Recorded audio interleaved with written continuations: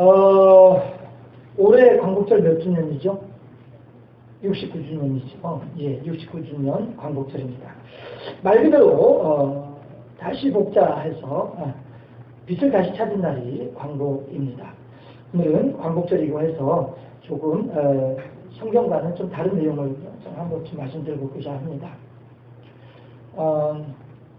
우리나라는 제 또래, 저와 비슷하게 중고등학교 시절을 지내신 분들은 아마 그런 이야기 많이 들으셨을 것 같아요. 학교 교과서에서도 우리나라는 지정학적인 위치에 있다. 이런 지정학적으로 중요한 위치에 있다. 이런 이야기들을 아마 많이 들어보시지 않았을까 싶습니다. 왜냐하면 대륙에서는 해양을 향해서 바다를 향해서 나아가고자 하는 그런 본성들을 가지고 있고요. 또한 섬나라는 대륙을 향하고자 하는 마음들을 가지고 있는 그 관계 속에서 상충되는 관계 속에서 딱 중요한 역할을 하는 곳이 우리 한반도이기 때문에 그렇습니다. 섬나라, 일본 마찬가지고요. 미국도 섬나라입니다. 한 대륙을 가지고 있긴 합니다만은 그래도 어쨌든 간에 아시아 대륙에서는 섬나라인 것은 분명합니다. 그래서 미국이나 일본은 늘 대륙으로 진출할 수 있는 교두보를 확보하고자 합니다. 해서 필리핀이나 우리나라에 주한 미군들이 거주하고 있는 것은 필리핀은 뭐 둘째치고라도 우리나라에 미군이 있는 것은 결코 미군의 이익 때문에 있는 일입니다. 그래서 물론 저보다 더 많이 공부하신 분들은 다르게 평할 수 있을지 모르겠습니다만은 작은 저의 지식으로는 미군은 결코 우리나라를 떠나지 못한다라고 하는 생각을 저는 가지고 있어요. 잘못된 생각이면 어쩔 수 없겠지만요. 제가 왜 이렇게 판단을 하느냐 하면 만에 하나 이 한반도에 전쟁이 일어나게 되면 우리나라에 주둔하고 있는 미군들도 다치게 돼 있거든요. 그러면 미국 의회가 자동적으로 의회를 소집을 해서 우리 국민이 지금 다치고 있다. 그러므로 우리 군인들을 빼내든가 아니면 우리 군인들을 더 증파해야만 한다. 이런 것들을 의논할 수밖에 없거든요. 그렇기 때문에 주한미군은 어떻게 보면 미국에 있어서는 정치적인 희생양이라고도 볼 수 있는 그런 관계이고요.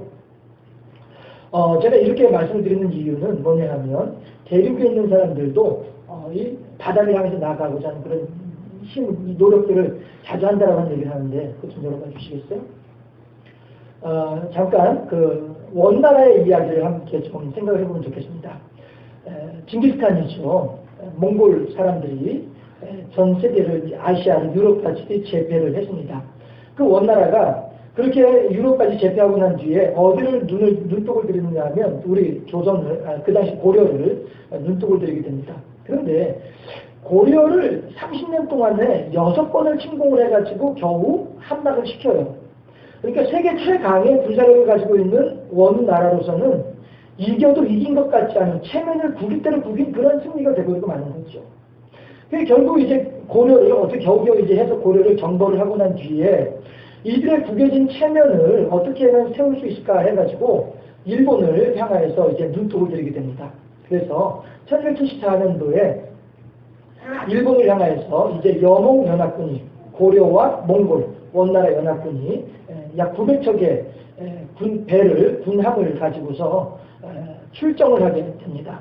우리나라 군인들은 한 8,000명 정도 참전을 했고요.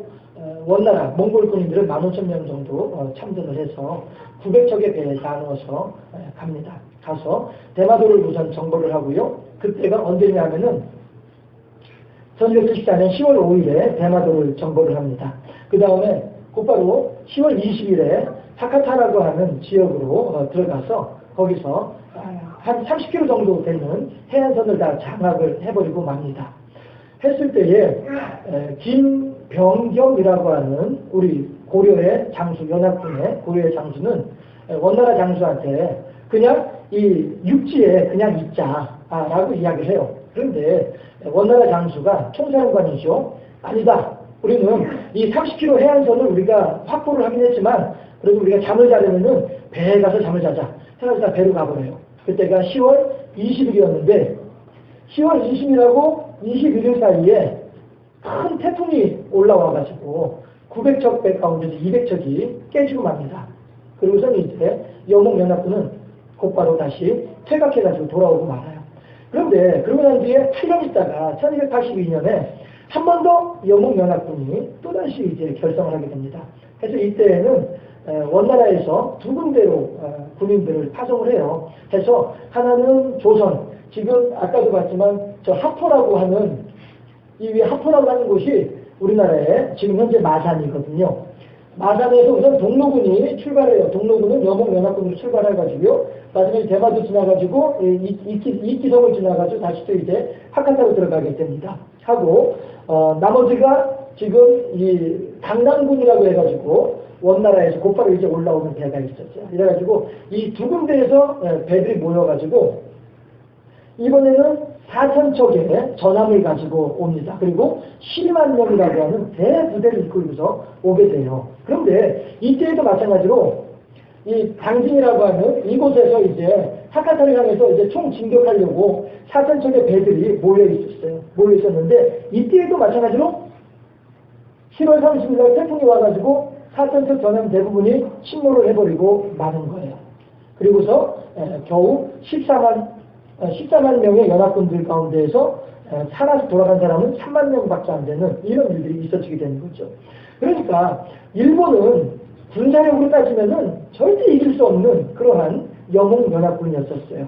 그럼에도 불구하고 이 태풍이 불어서 두 번이나 일본이 완전히 망할 수밖에 없었던 그런 상황이었는데 두 번이나 태풍이 일본을 지켜주는 그런 일들이 있어지게 됩니다. 그러니까 가미가제라고 하는 신풍이라고 하는 이름으로 그 바람조차도 신격화시키는 일본의 역사를 우리들이 알 수가 있죠. 그런데 이번엔 반대로 일본에서 우리나라를 거쳐서 명나라로 가기 위해서 1891년에 우리나라에서 김성일이라고 하는 사람을 픽트로 해가지고 몇몇 사람들을 일본에 통신사를 보냅니다. 외교사절단을 보내는 거죠. 그래서 그 통신사를 보낼 때에는 뭘 하느냐 하면은 선조 임금이 일본이 과연 전쟁을 할 것이냐 안 할 것이냐 이걸 한번 알아봐라 해가지고 또 보낸 거란 말이에요. 보냈는데 이 통신사는 지금 현재 일본에서는 지금도 그 축제가 있습니다. 와쇼이 하면서 축제를 지금도 하고 있거든요. 그런데 그 축제가 뭐냐면 통신사들이 왔을 때에 그때 그 장엄한 장관을 기념하면서 일본에서 하는 축제가 와쇼이 축제라고 해서 지금도 있다라고 제가 몇 년 전에 텔레비전을 본 적도 있었는데요. 그렇게 조선에서 일본에 파송하는 통신사는 그만큼 일본의 입장에서는 명예로운 그러한 사람들, 대상들이었던 것이죠. 그런데 거기에서 도요토미 히데요시가 통신사에게 어떤 편지를 써서 선조 임금에게 보내냐면 정명가도라고 하는 말로 편지를 보냅니다. 뭐냐면 명나라를 정벌하러 가기 위해서 조선의 땅을 빌려달라, 조선의 길을 빌려달라 이런 말을 하는 거예요. 아예 노골적으로 전쟁의 야욕을 드러내고 있는 것이죠. 그럼에도 불구하고 선조 임금은 이 당파 싸움 속에서 올바르게 전쟁을 준비하지 못해서 임진왜란과 정의재란을 겪을 수밖에 없었던 일들을 우리들은 알고 있습니다. 또 하나가 뭐냐면 그 뒤에 몇백 년의 세월이 흘러가지고 1910년인데요. 지금 제가 써놓긴 1910년이라고 썼지만서도 1800년대 말, 그러니까 19세기 말에 일본은 메이지 유신을 통해서 엄청난 물자들을 확보를 했어요. 그리고 이 물자를 팔아넘기기 위해서는 조선 땅에 수교를 맺어야만 하는데 조선에서는 그 당시에 흥선대원군이 있으면서 쇄국정책, 나라의 문을 꽉꽉 닫아걸고 있었잖아요. 그랬더니 19세기 말에 일본에서는 어떤 말이 나오냐면은 정한론을 주장하게 돼요. 한국을, 조선을 정벌해야만 한다. 이런 한반도를 정벌해야만 한다고 하는 정한론이 나오거든요. 결국에는 이 정한론의 연장선상에서 1910년에 8월 29일이에요. 한일합방을 하게 되죠. 내라우치 마사다케라고 하는 사람이 총독부에 초대 총독으로 오면서 한일합방을 맺게 됩니다. 이렇게 하면서 원나라는 우리나라를 기반으로 해서 일본을 정벌하고자 했고 일본은 우리나라를 기반으로 해서 대륙으로 나가고자 하는 이런 일들을 하더라 하는 것이에요. 결국 우리나라는요. 힘이 있을 때에는 원나라든 당나라든 힘이 있을 때는 우리가 이겨낼 수 있었어요. 힘이 있을 때에는 도요토미 히데요시가 죽어가면서 뭐라고 얘기를 했냐면은 너희들은 결코 조선 땅에 군대를 파송하지 말아라. 이순신이라고 하는 사람 때문에 임진왜란, 정의재란 두 번의 엄청난 그 패전을 겪으면서 별도미 히데요시가 죽으면서 결코 조선풍에 군대 파병하지 말아라 할 정도로 그렇게 우리나라가 힘이 있을 때에는 외세의 어떠한 일들도 다 감당해낼 수 있지만 우리나라에 힘이 없으면 원나라에 멸망당하고 나니까 일본으로 군대 파송했죠. 또 우리나라 힘이 없고 대한제국이 멸망하고 나니까 일본이 우리나라를 붙잡아가지고 엉망으로 만들었죠. 이런 역사를 가지고 있는 것이 우리나라의 나라라고 하는 것입니다. 잠깐 닫아주시겠어요? 그렇다 한다면 이렇게 우리들은 우리나라가 힘이 있을 때에는 우리들의 자주적인 어떤 그런 일들을 할 수 있지만 힘이 없으면 이렇게 약할 수밖에 없는 우리들의 모습을 보면서 무엇을 생각할 수 있느냐 하면 과연 우리가 광복 일제 36년에 그 엄청난 상황 속에서도 다시 우리나라의 국권을 되찾을 수 있었던 이유는 무엇이었을까 하는 것이죠. 물론 만주에는 광복군이 있었습니다. 그리고 하와이에는 대한독립단체가 있었고요. 상해에는 임시정부가 있었습니다. 그리고 그들은 각자 자기의 역할들을 열심히 했습니다. 그러나 현실적으로 보았을 때에 실질적인 상황으로 보았을 때에 과연 그들의 그러한 수고와 노력이라고 하는 것이 얼마나 큰 영향력을 끼쳤을까라고 하는 것이죠. 결국에는 하나님의 도우심, 하나님의 인도하심 아니고서는 결국 우리나라는 광복의 은혜를 덧입을 수가 없는 상황이었더라라고 하는 것입니다. 마치 일본이라고 하는 나라가 두 번이나 되는 여봉연합군에 의해서 나라가 멸망할 수밖에 없는 풍전등화의 지경에서도 자기들은 아무런 힘이 없어요. 자기들은 여봉연합군이 쳐들어오면 도망가기 바쁜 그런 상황이란 말이죠. 그런 상황에서도 그들의 나라를 지켜낼 수 있었던 것은 그들도 고백하고 있는 거잖아요. 우리들의 힘으로 지킨 거 아니다. 신이 우리나라를 도와주셔서 우리가 이겼다. 이렇게 이야기하고 고백하는 사람들이 일본 사람들이잖아요. 우리도 마찬가지란 말씀이에요. 우리들은 결국 우리들의 힘으로는, 우리들의 능력으로는 일본을 이길 수가 없었고, 우리들의 능력으로는 결국 그 당시에 국제정세 속에서 올바르게 우리나라의 주권을 확보할 수 있는 방법이 전혀 없었다. 오직 하나님의 은혜로 우리들이 이런 일들이 가능했더라 하는 것입니다. 그랬을 때에 과연 하나님께서 우리들이 잃어버린 땅을 되찾아 주셨고 우리들의 잃어버린 주권을 되찾아 주셨습니다. 그리고 우리들에게 70년 가까이 되는 세월들을 이만큼의 복을 주셨습니다. 그러자면 내 안에 광복이라고 제목을 정해봤어요. 우리 내면의 모습은 어떠할까 하는 것입니다. 우리들의 외형은 이만큼의 광복을 이루고 있다고 한다면 우리들의 내면은 얼마만큼의 광복을 이루고 있을까 하는 것이죠. 목사님 대체 그게 무슨 얘기예요? 우리 요한복음을 통해서 우리들의 주인이 누구인가를 잘 알고 있어요. 우리들의 주인은요. 우리들의 주인 누구죠? 우리들의 주인 누구예요? 예수 그리스도예요? 정말이요? 여러분 정말로 여러분들의 주인이 예수 그리스도라고 생각하시나요? 솔직해지실 필요가 있지 않을까요? 우리들은 죄의 종이에요. 우리의 주인은 죄예요. 우리의 주인은 마귀예요. 우리가 정말로 하나님의 종이고 우리가 정말로 하나님의 백성이고 우리가 정말로 우리들의 주인을 하나님이라고 얘기한다면 이 나라에는 이만한 불법이 행할 수가 없고요. 이 나라에는 이만큼의 모인간적인 행위들이 일어날 수가 없는 겁니다. 결국은 우리들은 다만 우리들의 현실 속에서 나의 주인을 하나님으로 삼고자 간절히 소망하는 사람들이다라고 하는 거예요. 이게 솔직한 우리들의 현 주소예요. 우리들은 결국 우리들의 주인 마귀로부터 우리들을 벗어나지 못하고 있습니다. 다만 우리들은 마귀로부터 매여 있으면서도 불구하고 매여 있는지조차도 모르고 있는 사람들보다는 그래도 상황이 낫다는 것이죠. 하나님께서 말씀하시기를 일어나라 내가 너희들에게 지시하는 그 땅으로 가라 젖과 꿀이 흐르는 땅으로 가라 내가 너로 하여금 광야의 모든 필요한 것들을 허락할 터이니 아무 염려하지 말고 나의 종 모세가 너희들을 이끄는 대로 따라가라 라고 하는 말씀을 하실 때에 따라 나섰던 사람들이 우리들이다 라는 거예요. 그렇지만 그들은 다 어떻게 해요? 광야에서 다 죽어갔어요. 왜?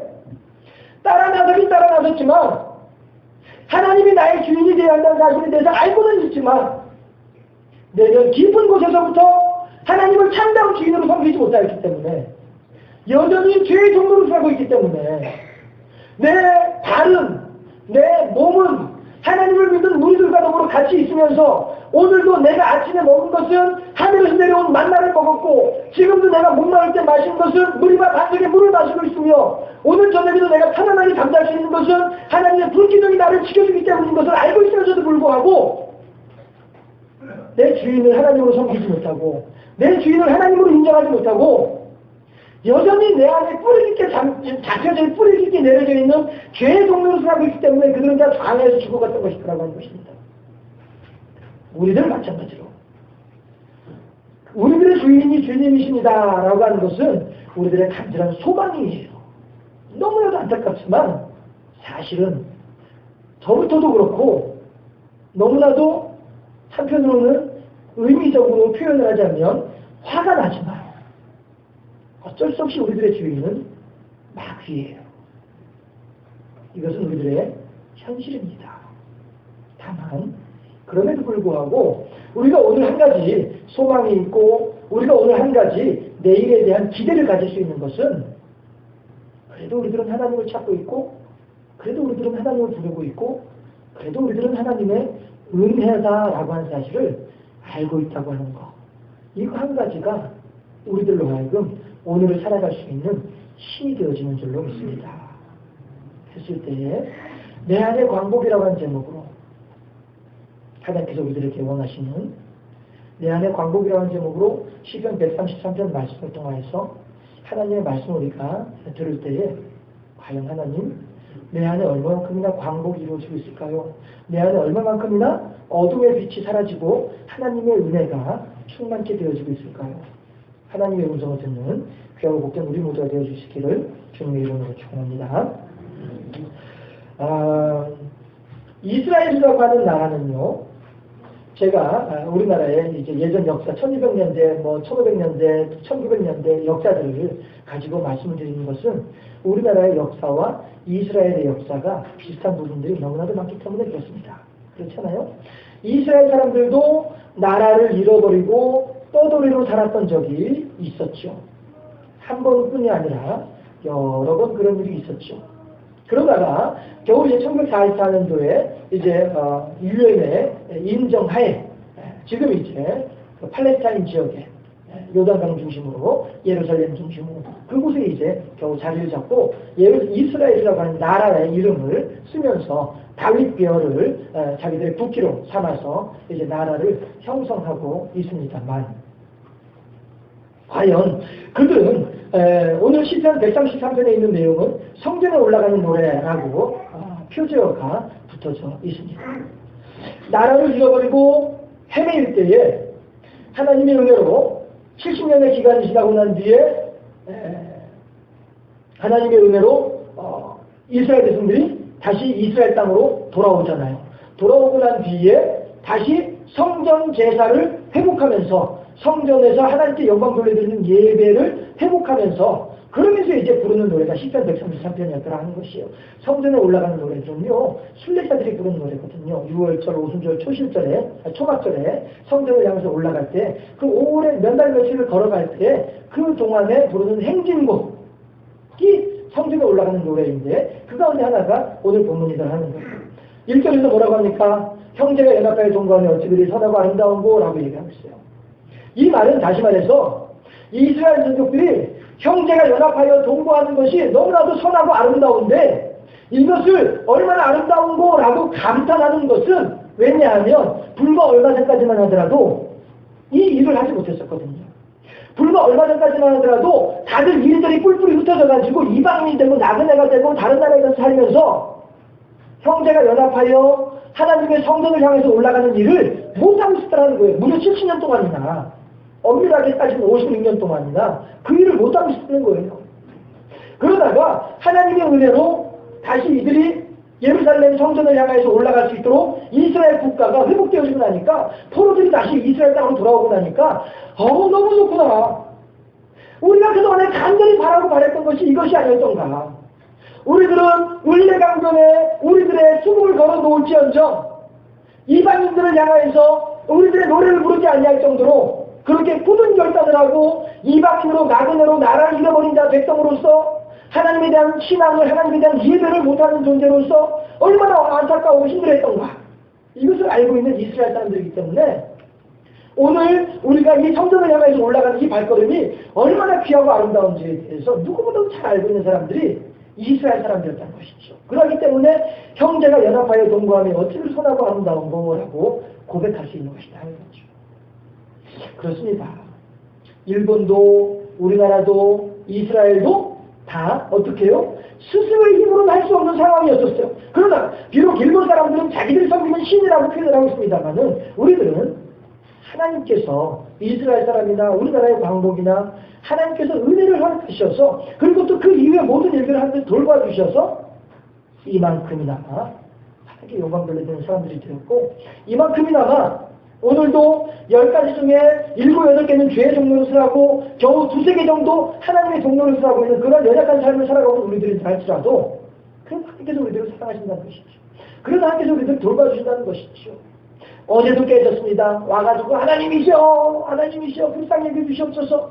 오늘 또다시 깨졌습니다. 하나님 어저께도 깨졌는데 오늘도 깨졌나이다 용서해 주시옵소서. 날마다 하나님을 향해서 회개할 수밖에 없는 우리들임에도 불구하고 하나님은 그래도 우리들을 어떻게 하신다고요? 사랑하시다 하는 거예요. 마치 이스라엘 백성들을 사랑해서 그들이 죄악 가운데 거하면서 그들이 여전히 죄악 가운데 어울렁더울렁하면서 지내는 사람들이라 할지라도 하나님께서 그들을 사랑하시면서 그들을 돌봐주시고 그들을 회복시켜 주셨던 것처럼 그렇게 하나님께서는 오늘 우리들도 우리나라를 돌봐주셨던 것처럼 우리들도 그렇게 돌봐주시고 회복할 수 있도록 인도해 주고 계시다는 것입니다. 그랬을 때에 이스라엘 사람들이 그 포로기를 지내면서 또 예수님 돌아가신 이후에 디도 장군에 의해서 예루살렘에 멸망한 이후에 수천년의 세월을 거치면서도 그 오랜 세월 동안에도 결코 잊어버리지 않았던 한 가지가 있는데 그게 뭐예요? 선민사상이잖아요. 우리는 하나님의 택한 백성이다라고 하는 선민사상이잖아요. 제가 여기 지금 슬라이드 하나 또 준비를 하는데 뭐 시간 많이 걸릴 것 같아가지고 슬라이드 보진 않고요. 그냥 설명만 잠깐 해드리자면 우리나라에는요 아직까지도 일본 일제 강점기 때의 그 문화가 지금도 그냥 남아있는 것이 있어요. 여러 가지가 있어요. 그런데 그 중에 하나는 뭐냐면 제가 준비한 슬라이드가 그냥 말씀으로만 드리자면 뭐냐면은 여러분들 즐겨 입으시는 몸빼 바지예요.